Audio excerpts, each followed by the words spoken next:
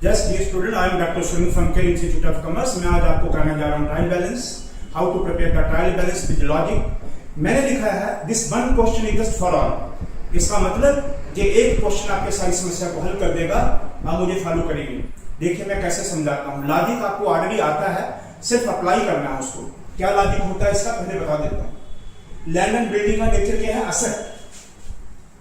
Asset बढ़े तो debit. This is the golden rule of debit and credit. Increase वाले rule लगाइए, increase वाले। प्लांट एंड मशीनरी क्या है? असेट बढ़े तो डेबिट। इन्वेस्टमेंट क्या है? असेट बढ़े तो डेबिट। सन्डी डेटर क्या है? असेट बढ़े तो डेबिट। स्टॉक क्या है? असेट। ओपनिंग स्टॉक बढ़े तो डेबिट। कैश इन हैंड क्या है? असेट बढ़े तो डेबिट। कैपिटल क्या है? लायबिलिटी, इंटरनल लायबिलिटी बोलते हैं उसको। कैपिटल बढ़े तो क्रेडिट, या फिर कैपिटल का ही रूल लगाएं, कैपिटल बढ़े तो क्रेडिट। कैपिटल को इंटरनल लायबिलिटी भी बोलते हैं। लायबिलिटी बढ़े तो क्रेडिट या कैपिटल बढ़े तो credit. This is general liability.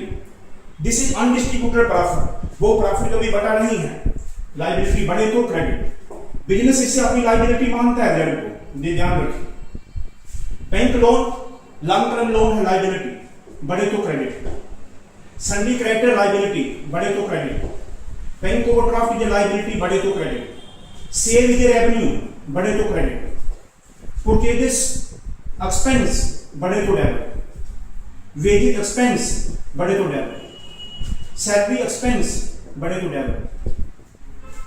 Carry in word purchases पे कैरीज एक्सपेंस बढ़े तो डेबिट। कमीशन रिसीव, कमीशन के आगे रिसीव लग गया। तीन चीजें कंफ्यूज होती हैं, कमीशन, रेंट और इंटरेस्ट। इनके आगे रिसीव लगता है तो इनकम, कुछ नहीं लगा हो तो एक्सपेंस। तो इनके आगे कमीशन रिसीव लग गया तो ये रेवेन्यू बढ़ गया तो क्रेडिट। रेंट के आगे कुछ नहीं लिखा है, इसका मतलब ये एक्सपेंस। अगर रेंट के आगे रिसीव लग जाता तो हम उसे रेवेन्यू बनाते, बस हो गया कुछ। अब आप उस पर डालिए डेबिट क्रेडिट साइड, आपका आंसर आ जाएगा। देखिए land and building, this is 50,000 debit side के लिए। Plant and machinery 40,000। Next investment 30,000 debit side. Next सन्डी debtor 20,000।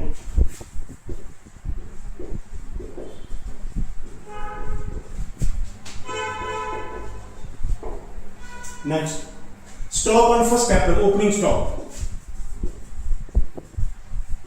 आपका साल खत्म हो रहा है 31 मार्च 2025 को। फर्स्ट कैपिटल का स्टॉक ओपनिंग स्टॉक है। क्लोजिंग स्टॉक लाइन से बाहर रहता है, ध्यान रखिए। Opening stock this is 10,000 debit asset. Cash at bank 5,000 asset.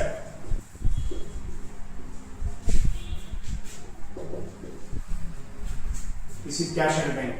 Next, capital 50,000. Capital बढ़े तो credit. This is 50,000. Next, general reserve 10,000. It's undistributed profit. Liability बढ़े तो credit 10,000. Next, bank loan is a liability. बढ़े तो credit. Loan. This is 40,000. Next sundry credit 30,000, liability बढ़े तो credit.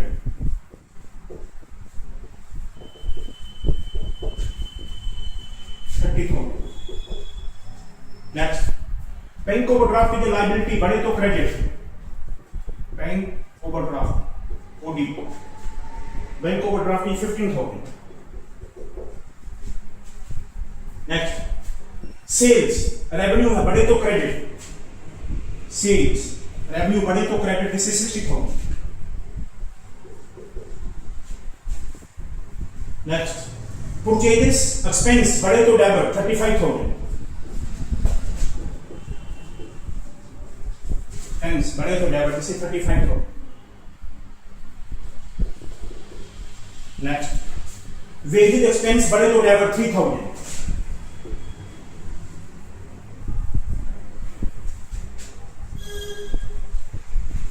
Salary expense बढ़े तो debit 2000,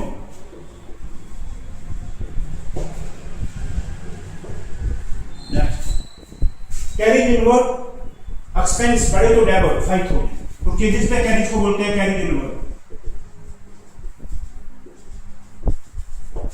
this is 5000।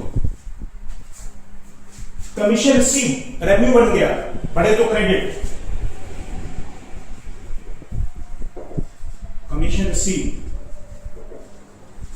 Receive 5000। Next rent 10,000, expense बढ़े तो debit.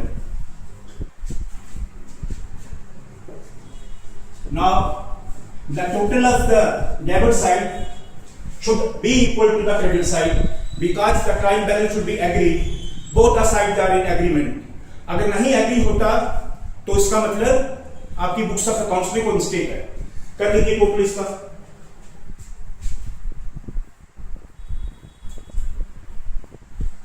50,000 plus 40,000 90,000 plus 30 1,20,000 plus 20 1,40,000 1,50,000 1,55,000 1,90,000 1,93,000 1,95,000 2 lakh, this is 2,10,000।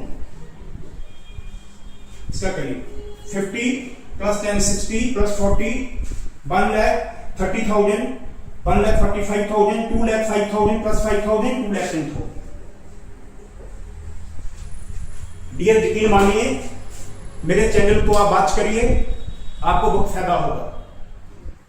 मैं ज्यादा नहीं बोलना चाहता, आप मेरे चैनल को देखिए और मेरे क्वेश्चन को देखिए। एक क्वेश्चन 10 पे बारी पड़ जाएगा क्योंकि आपको कॉन्सेप्चुअल अंडरस्टैंडिंग मिलेगी।